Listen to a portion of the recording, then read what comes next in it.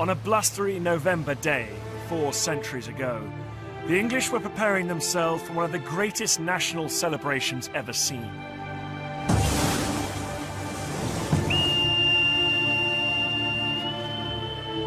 Beneath the dome of St. Paul's they gathered to celebrate their tiny nation's victory over the world's greatest superpower, Spain. On the walls hung the captured ensigns of the Spanish fleet that was even then being dashed on the rocky shores of Scotland and Ireland.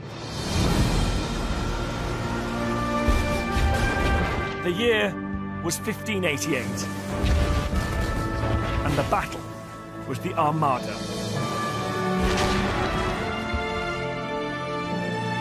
Today's celebrations mark the centenary of the Fleet Air Arm, and it still seems like the most natural thing in the world to devote a great cathedral to the Royal Navy. A tradition that began on that autumn day 400 years ago. 1588 marked a turning point in our national story. Victory over the Armada transformed us into a seafaring nation, and it sparked a myth that would one day become a reality. That the nation's new destiny, the source of her future wealth and power, lay out there, on the oceans. This series tells the story of how the Navy expanded from a tiny force to become the most complex industrial enterprise on Earth. Of how the need to organize it laid the foundations of our civil service and our economy. Of how it transformed our culture, our sense of national identity, and our democracy. It's a story of heroism and innovation, but also of disasters, dark chapters in our history. It's the remarkable story of a 400-year struggle, fought at sea and on land, of how the Navy drove Britain into the modern age and changed the world.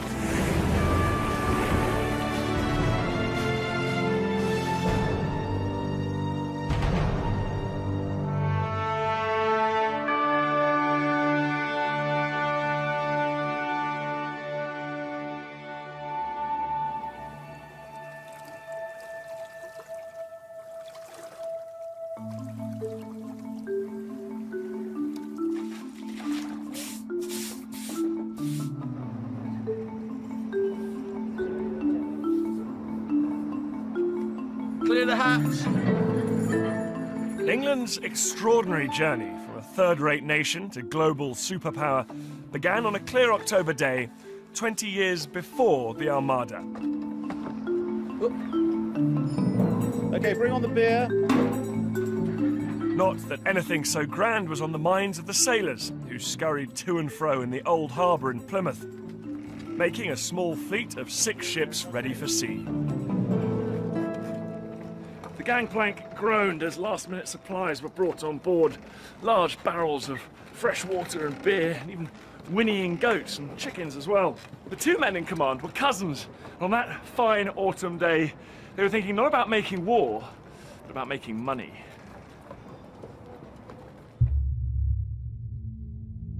The older of the 2 was John Hawkins, who, at the age of just 35, was already Plymouth's leading merchant venturer. The younger was his cousin, a poor relation who'd grown up with Hawkins, 27-year-old Francis Drake.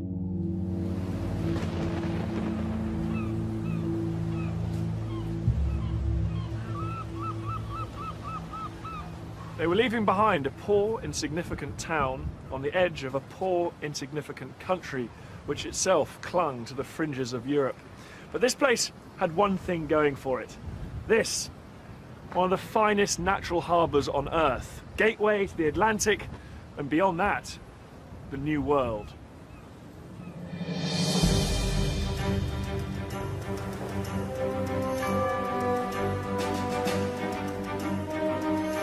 First discovered only 60 years before, the New World of the Americas offered wealth beyond imagining.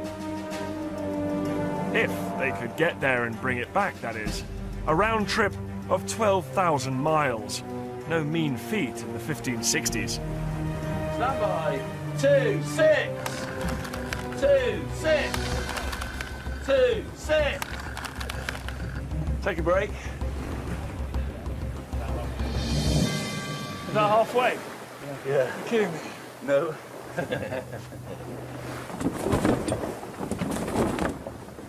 This wonderful replica of the Tudor ship, the Matthew, gives me a strong sense of what life might have been like on board. Among the profit-hungry investors in the venture was the Queen herself. She'd lent 2 ships, the Jesus of Lubeck and the Minion. Both were old, spent and rotten, as were most of the vessels in her tiny navy. The crew, too, would get their share of the booty. All were young, some were just boys. Among them Hawkins' nephew, Paul, and the 13-year-old Miles Phillips, whose journal relates the terrors of frequent storms and leaking hulls. There were no creature comforts for those on board either. The single-minded Hawkins made his men sleep on deck, because every inch of hold space was reserved for the cargo that would make the cash.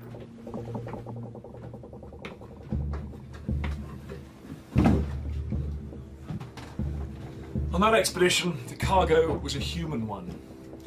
Drake and Hawkins have the terrible distinction of being the first Englishmen to bind African men, women and children in chains and transport them in the holds of ships like this. They were slave traders.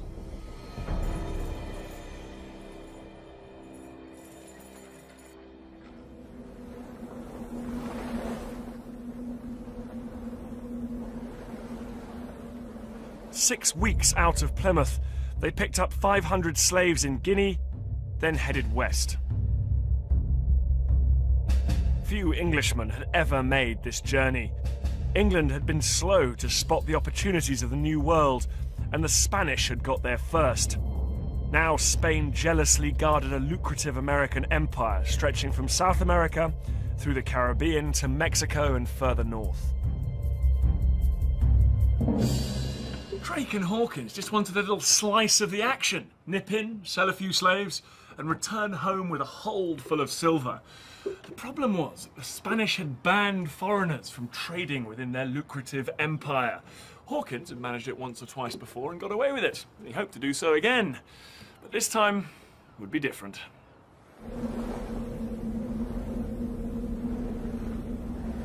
In the Caribbean, they traded their human cargo for silver, gold and pearls, then turned for home. But it was hurricane season. Storms drove them to San Juan on the coast of Mexico, where a powerful Spanish fleet first promised them safe passage, then decided to teach them a violent lesson.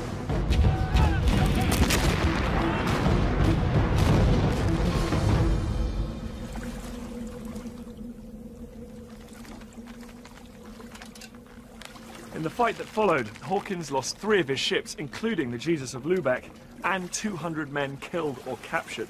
He managed to escape on the Minion, and with him was the 13-year-old Miles Phillips, who watched what happened to the prisoners.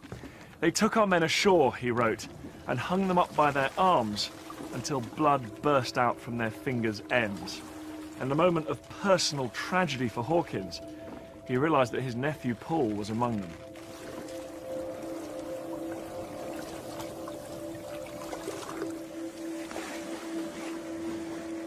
Disease and famine followed, and by the time they limped home, fewer than 20 men were left alive aboard the Minion. But for the survivors, this disaster acted not as a deterrent, but as a spur to action. That's a good pull there. The experience marked Drake and Hawkins for the rest of their lives. Neither would ever forgive the Spanish for their treachery, and they threw themselves into a bitter personal crusade against Spain. It was fueled by the heady mix of a lust for cash, religious zealotry, and a desire for personal revenge.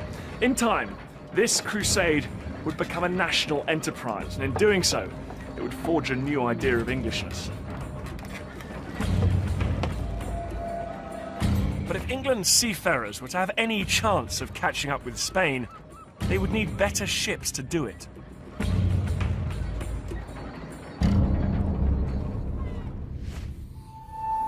Hawkins's answer was the race-built galleon, his radical breakthrough in warship design, preserved in these original drawings.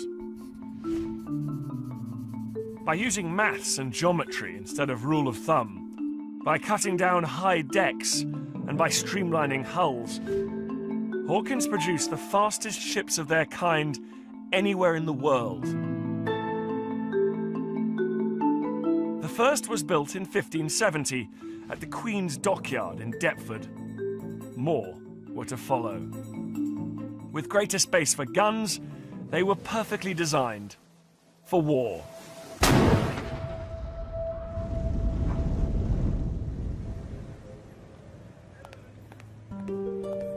But 20 race-built galleons, the most the Tudor state could afford, would not be enough on their own. Hawkins landed a job on the Navy Board, the committee that ran the Queen's modest fleet. And in 1582, the board commissioned a series of extraordinary surveys, preserved here at the National Archives.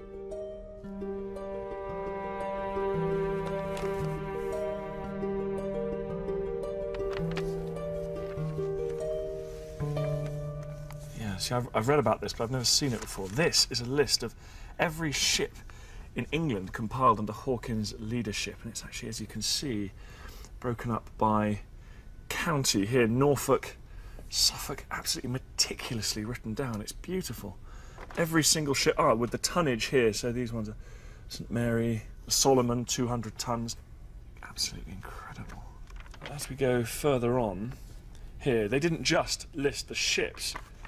They list the masters and then the number of mariners and seamen there are as well for each port.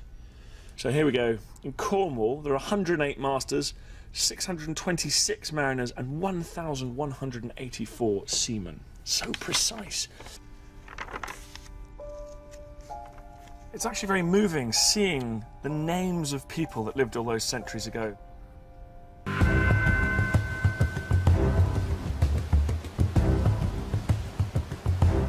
Drake, meanwhile, was taking his revenge on Spain in a much more direct fashion. On an April day in 1587, the residents of Cadiz woke to the sound of gunfire.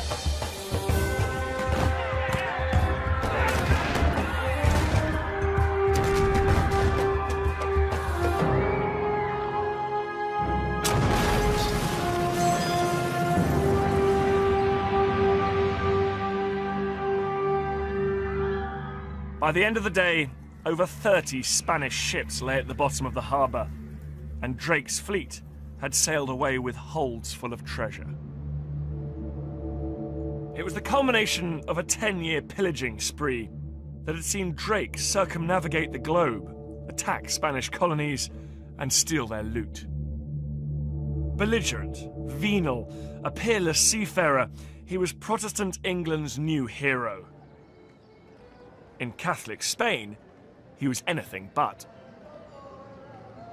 Standing here, looking at it from the Spanish point of view, the English appear little different from Vikings, men who came from the north in ships bent on plunder and destruction, to whom nothing was sacred. Most infamous of all was Drake, still hated, still known as Il Drake, the dragon. And now the dragon had pushed the King of Spain to take his own terrible revenge on Drake and England.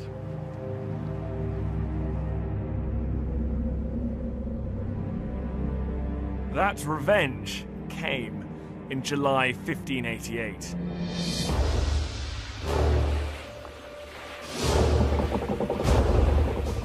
When the Armada appeared off England's coast, one eyewitness wrote that the ocean groaned under their weight.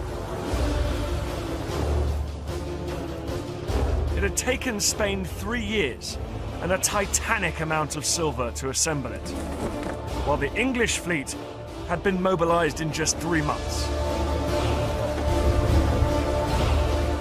The battle raged for several days, but the leadership of men like Drake and Hawkins had given the English a decisive edge.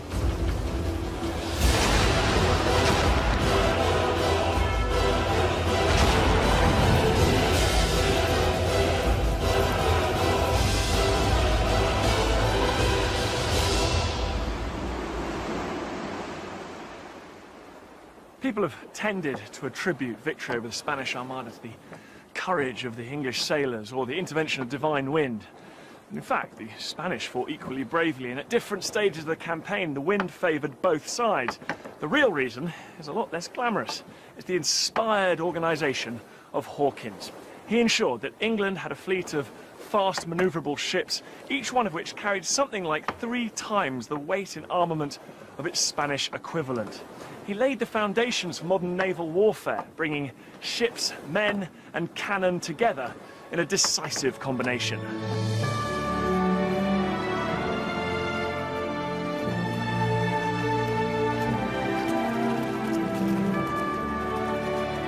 So when the great and the good arrived in their finery at St. Paul's, on that day in November 1588, they were celebrating not just a victory, but the beginning of a new future. The Queen, as one author wrote, was carried in a golden chariot through her city of London in robes of triumph, while the still bloody heads of Catholic traitors, executed for praying for the Armada's success, stared down from spikes nearby.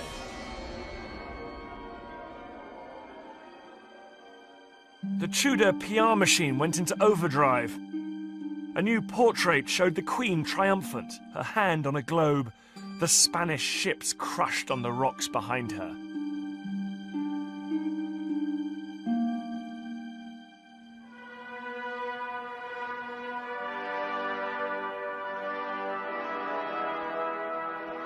The scale of the victory expanded the horizons of a small, impoverished nation.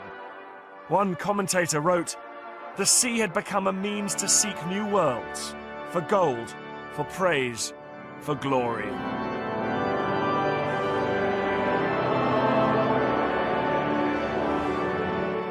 The English had been given a bright vision of a glittering future, of riches beyond imagination, of new frontiers that stretched way beyond the shores of tiny England. Above all, it was a future that would be played out on the seas, by the ships of the Navy and by a new breed of heroic seafarer. England's view of its place in the world would never be the same again. Guard of honour! Sloop! Arms!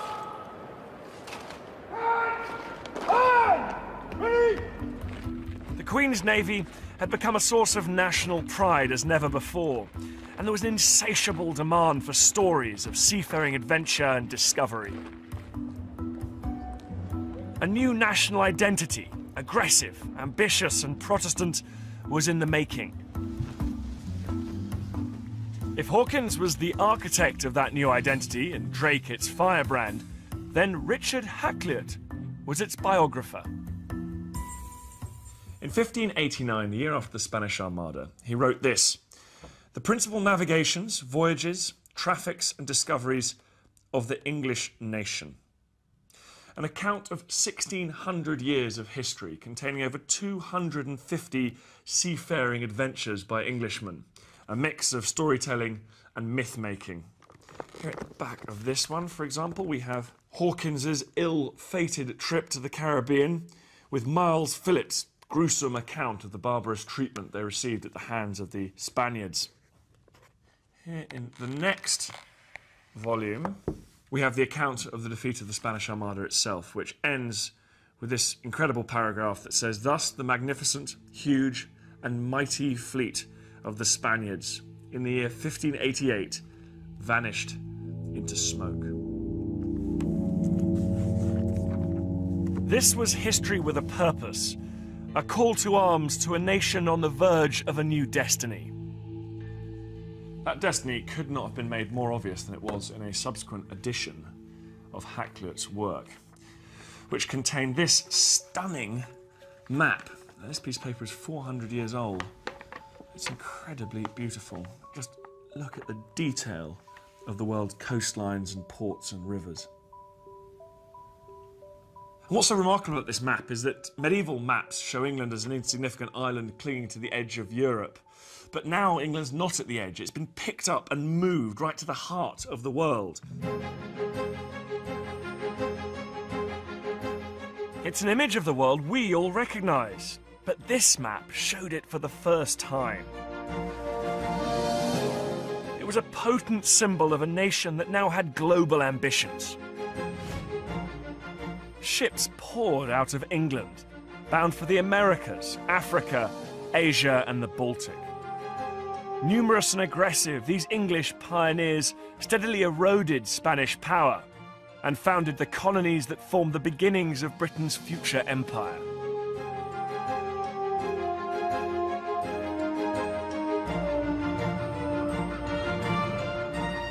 Abroad and at home, business was booming. Ports like East Looe and Cornwall now had scores of fishing boats trading as far away as North America. In these new, confident times, they called themselves the Western Adventurers. But economic success brought a new threat that no one had foreseen.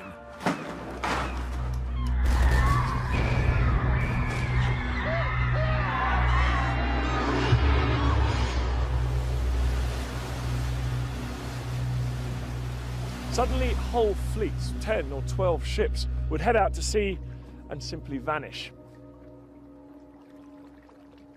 There are reports of ships found floating out there in the Atlantic without their crews, who were never seen again. On one night in the summer of 1631, in the village of Baltimore in Southern Ireland, over 100 people were removed from their beds, leaving the place a ghost town.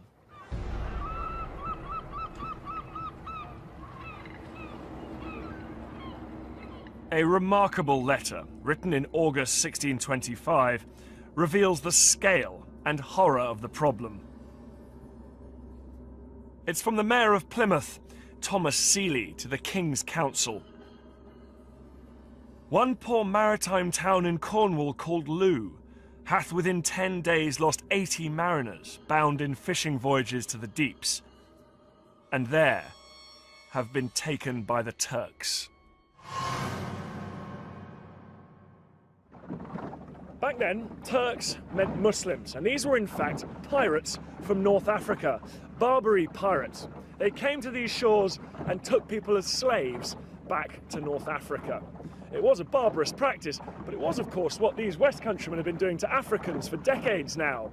Even so, it turned the sea here from a source of wealth and prestige for England into a place of terror and slavery. The ports and fishing villages, it's said, were filled with the pitiful lamentations of the victims' families. In the next few years, Devon and Cornwall would lose a fifth of their shipping and crews. This extraordinary and little-known episode in English history was to have far-reaching consequences. Englishmen were bred on the myth of maritime invincibility, but now they had to face hard truths. Once the predators, they were now the prey. And people did what they usually did in a crisis. They blamed the government.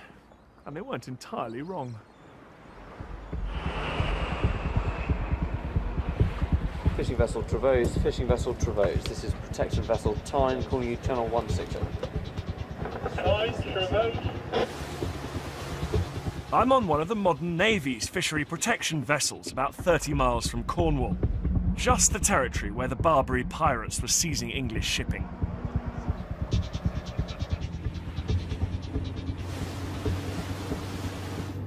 Trevose, this is Tyne. It's my intention to send a routine boarding team over to you. My team will be with you in 20 minutes, over.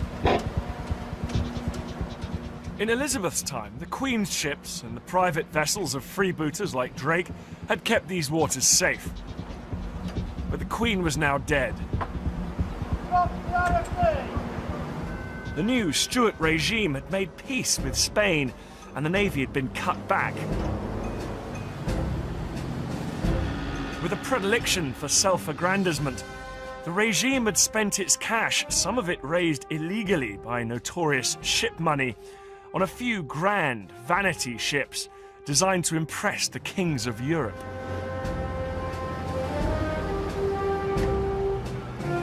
Trouble was, fishery protection wasn't the kind of job that these showy vessels were designed to do. Just as the job that these guys do couldn't be done by an aircraft carrier. In the absence of this kind of protection, the king's subjects, particularly down here in the West Country, were completely vulnerable. They and their cargoes made irresistible targets for North African pirates. Shocked by the magnitude of the crisis, West Country MP Sir John Eliot wrote to the King's Council begging for action. But the government did nothing. Eliot was furious. And he wasn't the only one. Anger also oozes from the pages of this, a bestseller written around the time of the disappearances from East Loo. It's called Sir Francis Drake Revived. It's written by Drake's nephew, and he recounts the glories and successes of what now seemed like a vanished age. It's an indictment on the present with its all-pervasive sense of fear and its insecurity. But it's also a call to arms, as the author makes very clear on the title page. He writes, calling upon this dull or effeminate age to follow his noble steps for gold and silver.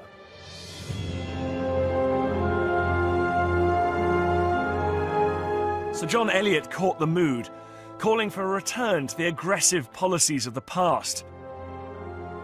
England's new king, it seemed, was listening. Charles I had been on the throne for just a few months, and like a modern leader seeking crowd-pleasing policies in troubled times, he funded an expedition to attack Spain.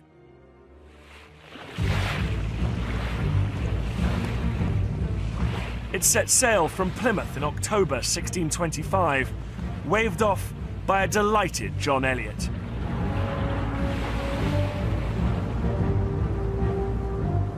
Their target was none other than Cadiz.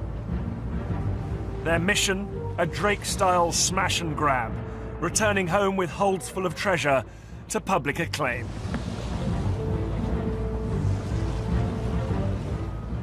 But it didn't work out that way at all. The expedition was commanded by Viscount Wimbledon, a man who'd never served at sea before, and was so indecisive, his men quickly gave him the nickname Viscount Sit Still. Confusion reigned, ships collided and masts and rigging tumbled overboard. When Sit Still ordered his captains to attack, many of them simply ignored him. The lack of an experienced, charismatic commander like Drake exposed terrible weaknesses in the English fleet. Even with Drake in charge, it had been hard enough to impose order. Now, many captains simply did as they wished. They were a rabble.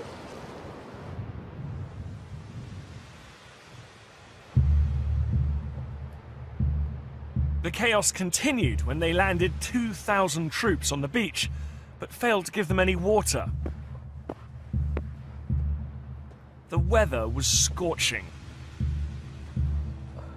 When they finally got into the town, these thirsty Englishmen stumbled on a warehouse. It was full of wine. All hell broke loose. The men started drinking, and although the officers tried to stop them, it was no use. The whole army was drunken, wrote one eyewitness, and in one common confusion, some shooting at one another amongst themselves. This wouldn't, of course, be the last time the drunken English have behaved disgracefully while abroad, but on this occasion, with the expedition descending into total farce, the commanders had no choice but to call it off.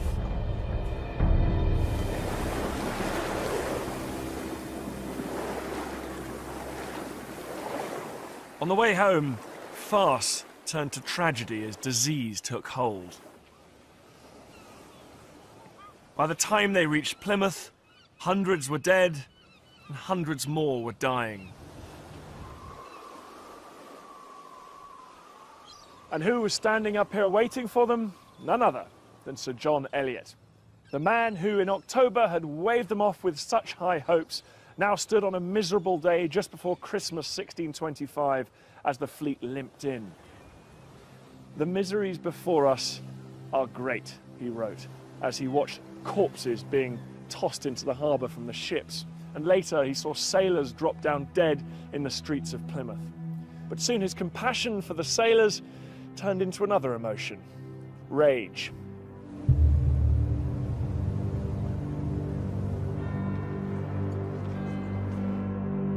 News of the fiasco soon reached London, and when Parliament convened, John Eliot was on his feet, his anger echoing around St. Stephen's Hall. "Our honour is ruined. Our ships are sunk, our men are killed, not by the sword nor by the hand of an enemy, but by those we trust." Those words, spoken by Eliot in this chamber where the House of Commons used to meet, were the sharpest denunciation of royal government ever heard in Parliament. Cadiz, Eliot said, proved that the king was unfit to run the navy. In a series of extraordinary speeches in here, Eliot demanded that Parliament take a greater role in overseeing the affairs of state. When the Speaker, who sat in his chair on this spot, tried to shut him up, Eliot hired 3 thugs to hold him down. If it seemed like revolution was in the air, it was. The king's failure to run a modern, efficient navy had sparked a constitutional crisis. John Eliot was thrown into the Tower. But a new generation of MPs, immortalised here in St. Stephen's Hall, took up his call for liberty. Relations between King and Parliament collapsed. In 1642, Charles fled London, and the Civil War began.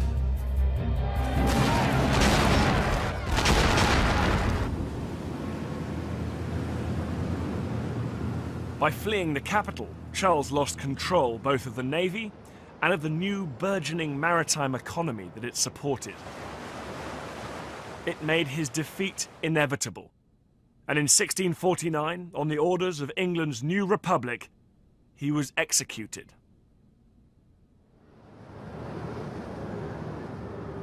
Parliament acted quickly to secure control over the navy, putting men of proven loyalty in charge. They were known as the Generals at Sea. One of them was Robert Blake, West Country MP, hero of the Civil War, and a radical Protestant to boot. Check 5000, check fleet, carry on SOC. HMS IG, car. Carry on.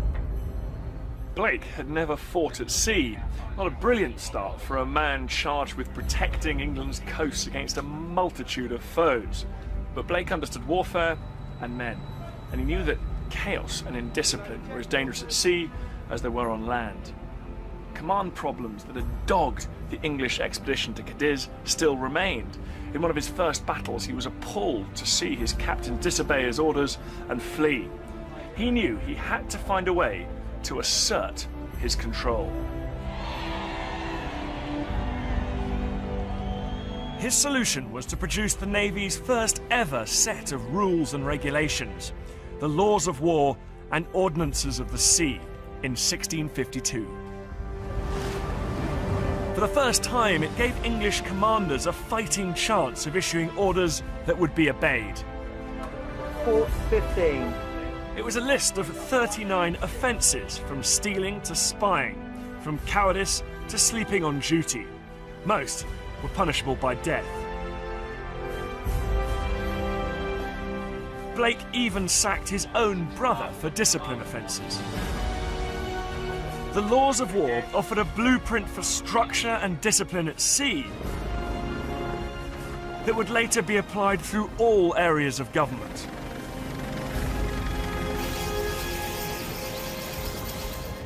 Blake was just what the Navy needed, a tough outsider.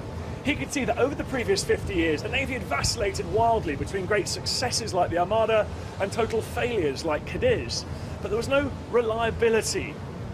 Under charismatic leadership of men like Drake, the English could be great successes, but otherwise denied that leadership, failure was often the result. Blake imposed order and discipline. He ensured that no matter who was in charge, the Navy would be effective.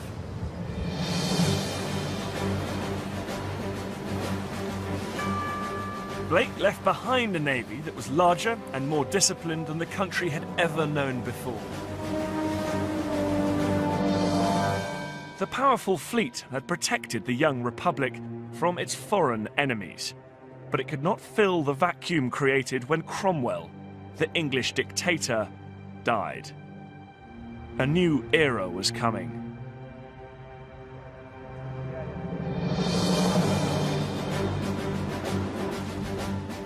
On May the 26th, 1660, one of the Navy's grandest ships, the Royal Charles, came within sight of England.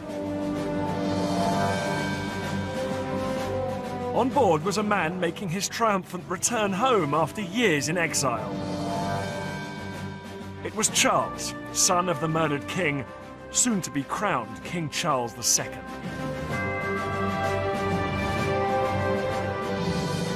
The journey was the result of weeks of plotting between senior naval officers and exiled royalists to bring back the monarchy.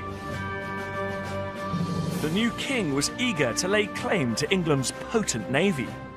He gave gold to the sailors and rebranded the fleet. It was now the Royal Navy.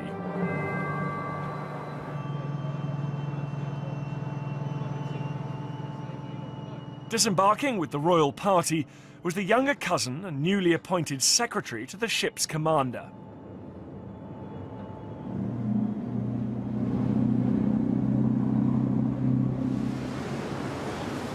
The young man was honoured to be given the job of taking the king's spaniel off the ship.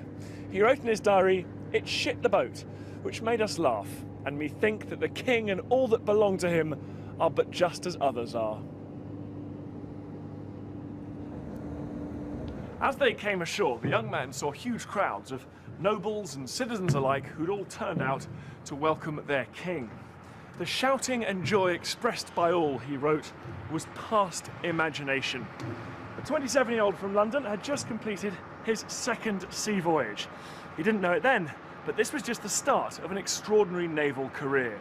His name was Samuel Pepys. Pepys was from humble origins, the son of a poor tailor and a washerwoman, but he left behind two extraordinary legacies. He would transform the administration of the Navy like no one before him, and leave behind one of the most vivid and colourful diaries of all time. And here it is, Volume 1 of Samuel Pepys's diary, started on January the 1st, 1660, possibly in response to a New Year's resolution. It's in shorthand, so it takes a bit of deciphering, but it's an incredibly honest account of a colourful life. There are descriptions of his trips to the theatre, drinking, his affairs, music, money, and even arguments with his wife. It's all interspersed with descriptions of a job he loved. Or at least, he came to love it. When he first landed the job of Clerk of the Acts to the Navy Board, he hadn't the foggiest idea what it entailed.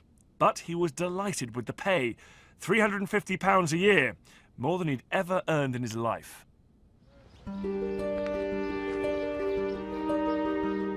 Eager to learn, Pepys threw himself into the complex new world of the Navy's dockyards at Chatham, Woolwich and Deptford. All are now long gone. But this yard on the Dutch coast is building a replica ship of the same era.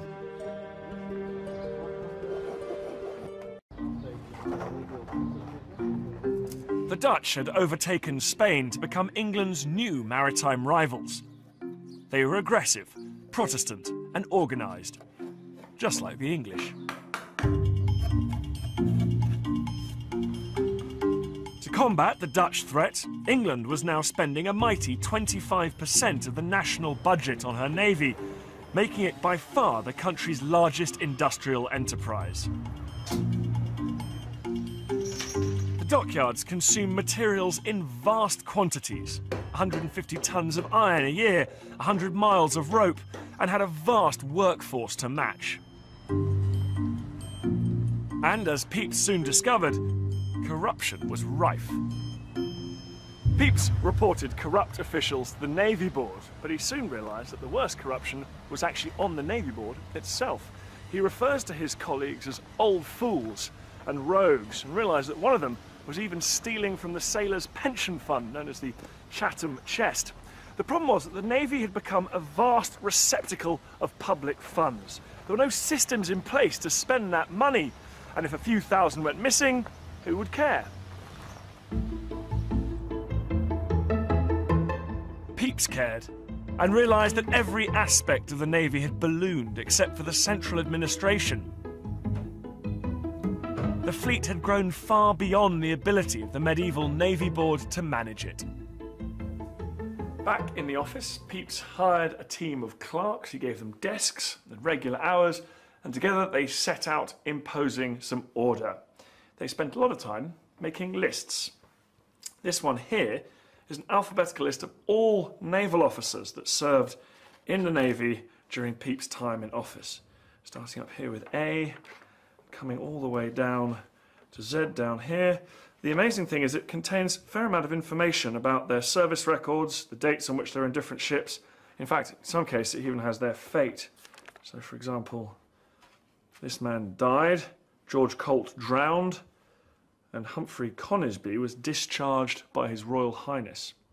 Lists like these imposed manageable symmetry on the anarchic world that Pepys found himself in, and he became an expert in the complex gathering and storage of information. He was determined to professionalise every aspect of the Navy's operations.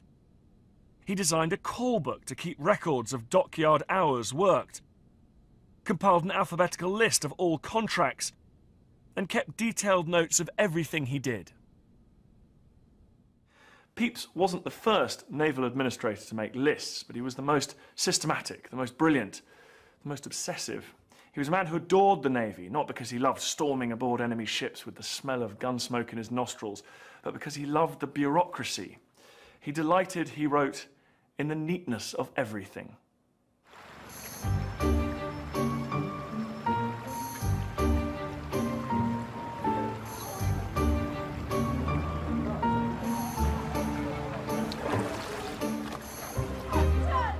But the Samuel Pepys of the diary emerges as a man who was far from being a dull paper pusher and list maker. Here's a not untypical entry. He has an orgy with the wife of one of his colleagues on the Navy Board and her daughter. He wrote, "There are a great many women in the chamber, my Lady Penn and her daughter among them, whereupon my Lady Penn flung me down upon the bed, and herself and others, one after another, upon me, and very merry we were." Well, I'm not surprised. Every man has his vice, they say, and for Pepys, it was definitely the ladies. Well, and bouts of heavy drinking, and fine dining, and nice clothes, and music. And he loved the theatre, of course, and, well, you get the idea. The point is, Pepys was a man who lived life to the full, but what really shines out in these diaries is his love of his work. "My business," he wrote, "is all my delight."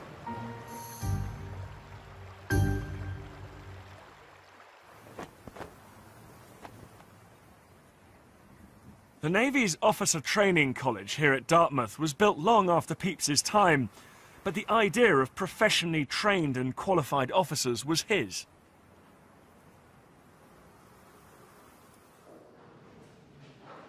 Anyone with the right connections, Pepys realised, could become an officer, leaving the Navy's valuable ships in often unreliable hands.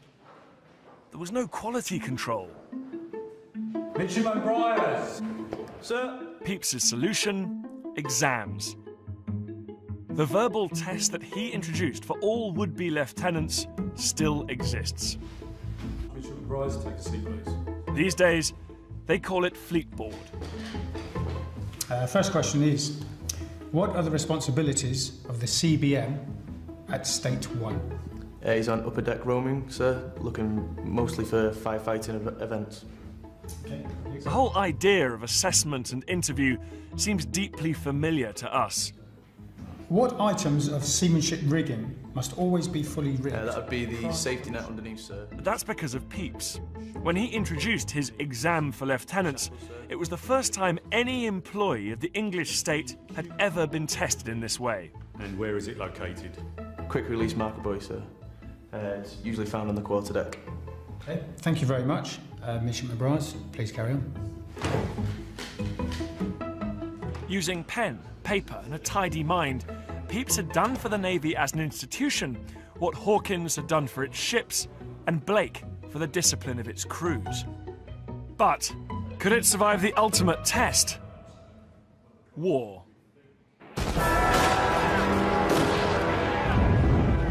In 1665 came the inevitable clash with the Dutch.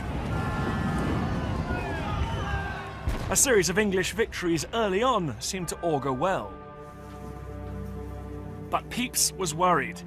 He'd said from the start that Parliament hadn't voted enough money to fund the war. And, just as he predicted, the money was soon gone. The Navy lunged from triumph to crisis. Things soon reached boiling point. The Navy was terribly in debt and sailors went unpaid. In the dockyards, Pepys saw workers walking around like ghosts, and he heard the lamentable moans of sailors that lay destitute in the street, a sight which, he said, troubled him to his heart. To add to the sense of crisis, plague broke out in London, and Pepys and his clerks came down here to Greenwich, where they took up residence in this, one of Charles II's unfinished palaces. But that put them in the heart of the fleet with all disgruntled sailors around them. One day, their windows were broken and Pepys and his staff were threatened with physical violence.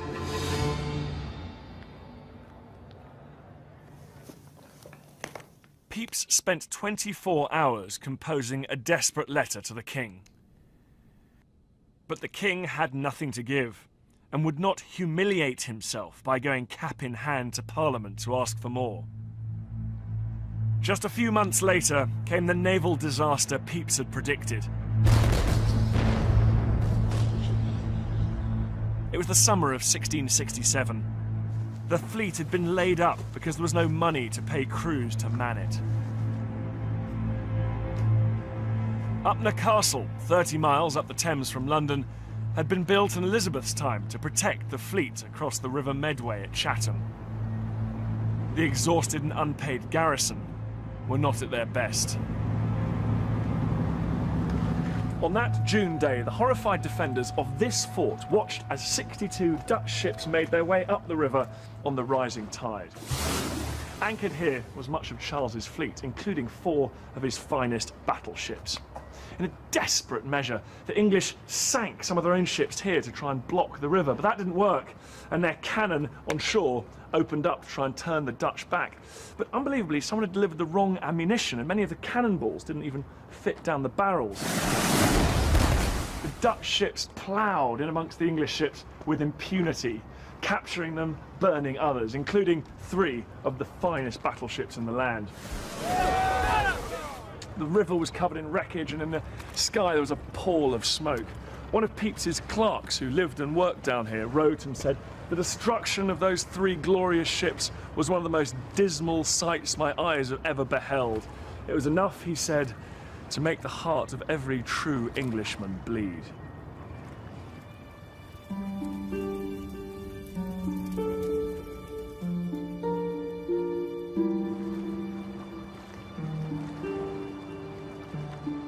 In a final humiliation, the Dutch towed back to Holland the Royal Charles itself, a moment immortalised on canvas, showing the pride of England's fleet, flying the Dutch flag. The Dutch raid here on the Medway was at the time, and remains to this day, the most embarrassing defeat in the history of the Royal Navy. Not even the brilliant Pepys could avert this catastrophe. The simple fact was that King Charles just couldn't afford a modern navy.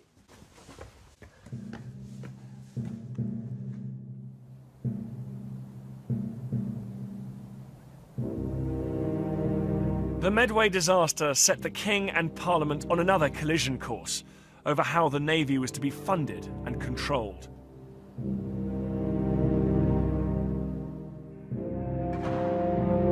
When Charles died in 1685, relations between King and Parliament were at their lowest ebb since the Civil War.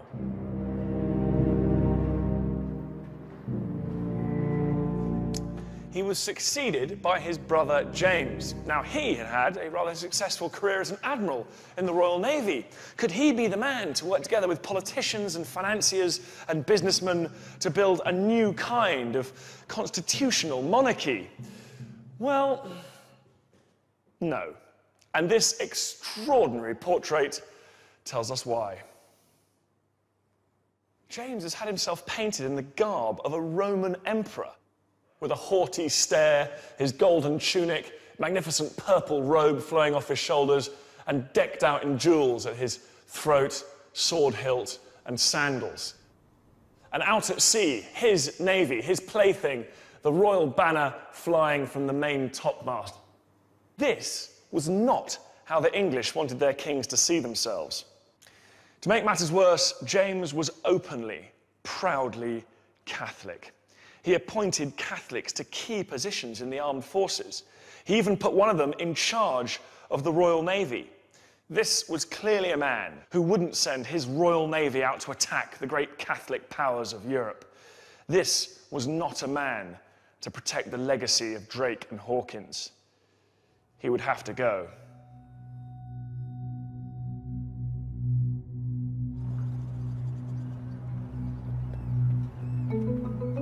In July 1688, a figure dressed as a common sailor arrived in Holland. Beneath the disguise was England's premier naval officer, Admiral Arthur Herbert. Or rather, ex-admiral. He'd resigned weeks before, refusing to serve under King James. Herbert was carrying an extraordinary letter. It was signed by 7 Englishmen, all grandees in the armed forces, church and state, and it was addressed to the Dutch Prince William of Orange, who was not only Protestant, but he was married to James II's daughter, Mary. It was an appeal for William's help against their tyrannical king. This was high treason, but Herbert and his fellow conspirators were the desperate men from an exasperated nation. And in William, they'd found their man.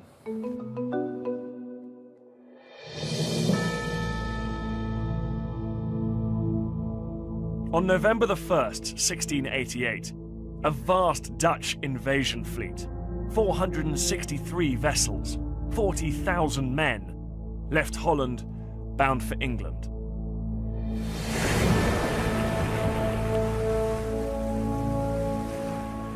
It was almost exactly 100 years since the Spanish Armada. But this time, not a single shot was fired.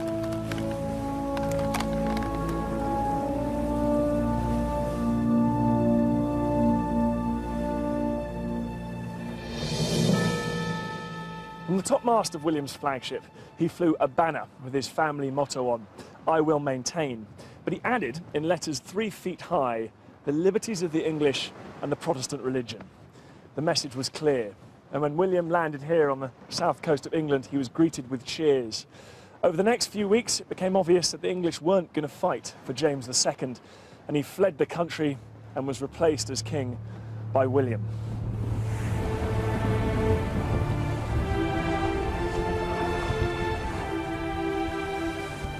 James, like his brother and his father before him, had proved himself incompatible with the new idea of Englishness that had crystallised since the days of the Armada. That idea was opposed to absolutism and Catholicism, and proud of Parliament, liberty, and of sending the English navy out against England's traditional enemies.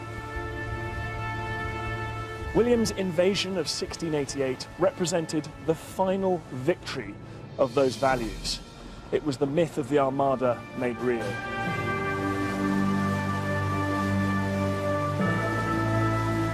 In little over 100 years, a rabble of West Country seafarers and a few royal ships had become a recognisably modern institution, with staff and systems to manage a vast, efficient navy.